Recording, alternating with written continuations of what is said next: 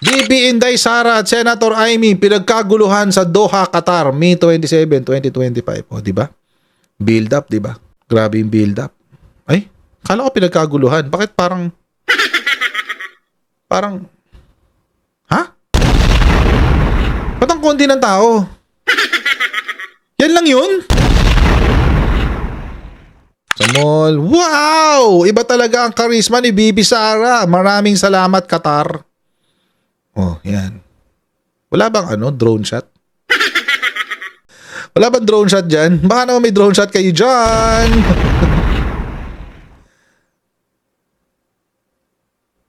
Yun na yun? Ay, hindi. Konti to. Konti lang to. Hindi to marami. Mukha lang marami kasi may mga may mga hagad o may mga Hawi boys. Siguro, again, sagad 100. Sagad. 150. 150 guys, sagad. 150. Alam mo mga kababayan, sa akin, wala naman ako masyadong pakialam kung saan pupuntang bansa si Sara. Mas pabor nga ako doon, wala siya sa Pilipinas. O kasi pag wala siya sa Pilipinas, the lesser damage she can do. Oo, di ba? Mas gusto ko yung wala siya sa Pinas kasi mas nakikita ng tao na wala talaga siyang kwenta, di ba? Tumatakbo pa rin ng Pilipinas kahit wala si Sara Duterte. Di ba? Mas gusto ko nakikita ng taong bayan yun eh. Si Sara Duterte nagpunta ng Qatar. At ang kadahilanan kung ba't siya nagpunta ng Qatar, mga kababayan, actually, that is a stopover talaga kasi yan. Pero feeling ko, in-extend na lang niya ng ilang araw. Oo, in-extend lang niya ng ilang araw para makapagbida-bida dyan sa Qatar. At syempre, alam naman natin, lahat naman ng public figures like PBBM, Sara Duterte, kapag pumunta sila sa kung saang bansa, syempre yung supporters sila, dudumugin sila, di ba? And as expected, ganoon din yung nangyari. At nakagulat lang kasi parang ang OA kasi, ang OA. Tapos parang nakalimutan na ba nila yung nangyari sa Qatar nitong nakaraan lang? Nakalimutan na ba nila? Kasi ako hindi ko pa nakakalimutan, mga kababayan. Buti pa ako, hindi ko pa nakakalimutan. Pero mukhang pati yung mga taong naapektuhan sila mismo nakalimot. Sara Duterte in Qatar for OFW event ahead of birthday weekend in the Netherlands.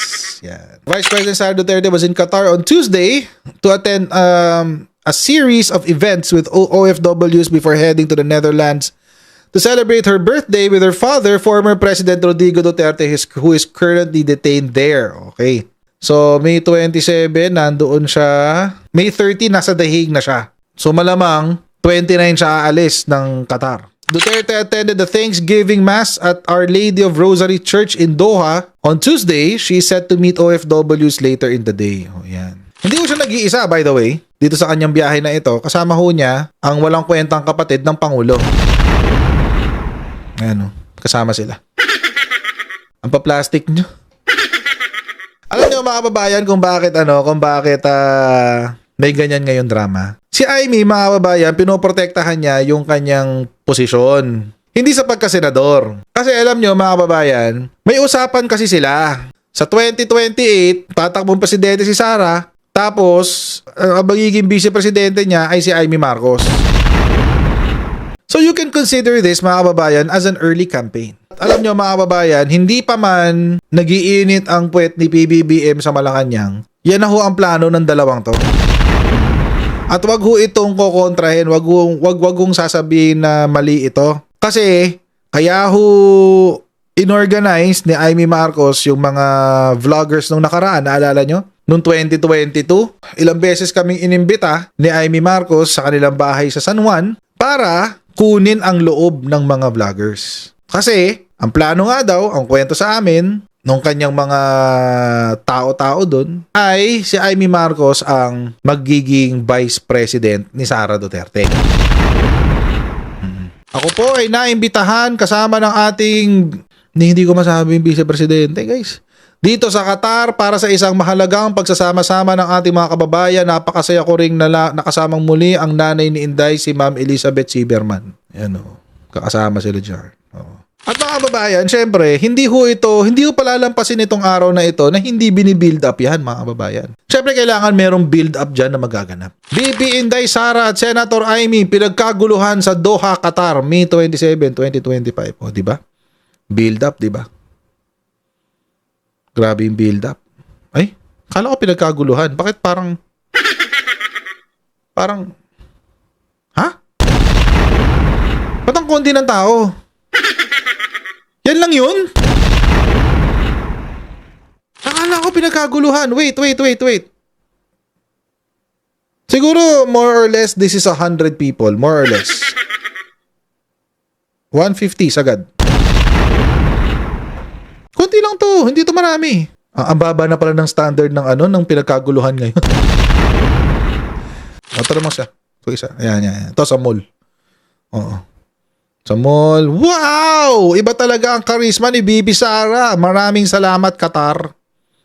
Oh, yan. Wala bang drone shot?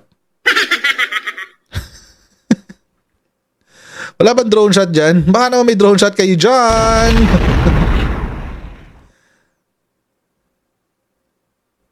Yun na yun? Ay, hindi. Konti to. Konti lang to. Hindi to marami. Konti lang to, guys. Hindi ito marami. Tingnan nyo, ha. Kasi gusto ko i-focus. Ayan. Gusto ko i-focus tong likod, eh. Konti lang to.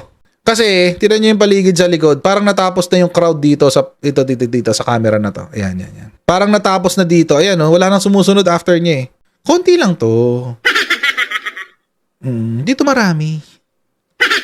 Nagmukha lang marami kasi may mga may mga hagad o may mga Hawi boys. Kaya siya nagmukhang marami, pero hindi siya marami. Konti lang to. Siguro, again, sagad 100. Sagad. 150. 150 guys, sagad. 150. Pero grabe mga OFW. Kawawa naman sila. Mga nabudol. Sa mga kaibigan natin nasa Qatar, ha. Wag ko kayo masyadong pabudol. Hirap na sa pagkuha ng picture si ate. Ayan, inipit po. Ayan, Hirap na hirap po. Tinutulak, Tabi. Diba? Huwag tayo masyadong obsessed, guys. Kalmahan nyo lang. Feeling ko mga kababayan, malamang madami pa yung vlogger.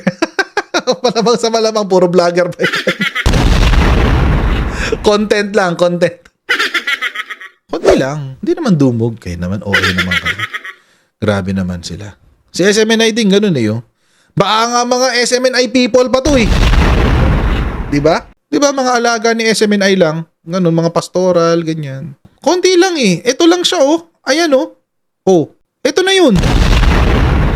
Mga vlogger pa, majority. Ngayon, mga kababayan, wala namang problema sa akin kung nandyan sila, di ba? Okay lang yun.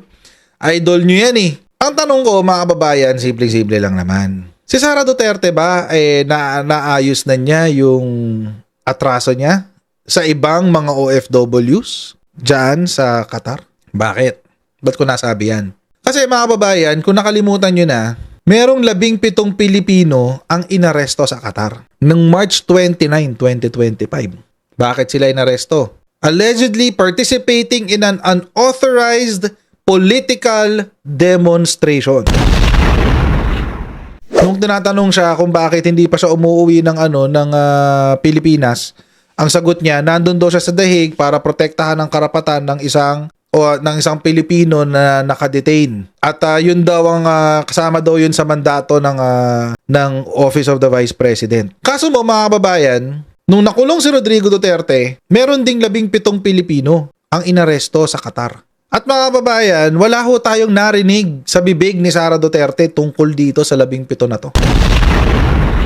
Ni hi, ni ho, ni kamusta kayo dyan, wala kayong narinig. Yung bang 17 na ito ay present kayo sa event na to? Kasi kung nandyan kayo, sana mag-sorry sa inyo si Sara Duterte dahil wala siyang ginawa para mapalaya kayo. Sinong tumulong sa kanila? 17 OFWs detained in Qatar are freed. Charges are dropped. Buti pa pala ang gobyerno, sinagip itong 17 na to. Meron ba kayong narinig? Oo, napasalamat galing dito sa 17 na to na tinulungan ng gobyerno. Ito kayang 17 na to ay narito sa event na ito ni Sara Duterte. Kung nandyan sila, mga kababayan, mukhang sila pa ang nakalimot sa atraso ni Sara Duterte sa kanila.